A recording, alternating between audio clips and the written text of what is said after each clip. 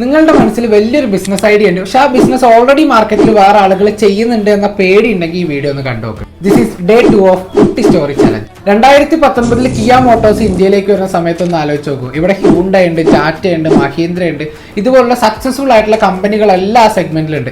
ഇതൊന്നും ഒരു നെഗറ്റീവായി കാണാതെ ഇവരിലെല്ലാം കോമൺ ആയിട്ടുള്ള മിസ്റ്റേക്കുകൾ എന്തൊക്കെയാണെന്ന് മനസ്സിലാക്കി ആ മിസ്റ്റേക്കിൽ എന്തൊക്കെയോ കസ്റ്റമേഴ്സിന് ആവശ്യമുള്ളത് ഉണ്ടായിരുന്നു, അതെന്താണെന്ന് മനസ്സിലാക്കി കിയ മോട്ടോഴ്സിൽ അന്ന് സെഡാൻ ആൻഡ് ഹാഷ് ബാക്ക് മോഡലുകൾ ഉണ്ടായിട്ടും ഇന്ത്യൻ മാർക്കറ്റിൽ SUV-കൾക്കുള്ള പ്രാധാന്യം മനസ്സിലാക്കി കിയ അവരുടെ സെൽട്ടോസ് ലോഞ്ച് ചെയ്തു. അത് മാത്രമല്ലാതെ ആ സെഗ്മെന്റിലുള്ള മറ്റു കാറുകളെക്കാൾ കൂടുതൽ കഴിയാവുന്ന അത്രയും പ്രീമിയം ആയിട്ടുള്ള ഇന്റീരിയേഴ്സും എക്സ്റ്റീരിയേഴ്സും മറ്റു നിറയെ ഫീച്ചേഴ്സും റീസണബിൾ ആയിട്ടുള്ള പ്രൈസിൽ അവർ കൊടുത്തു. ബിക്കോസ് ഇന്ത്യൻ മാർക്കറ്റിൽ പ്രൈസിങ് ഭയങ്കര ഇമ്പോർട്ടന്റ് ആണ്.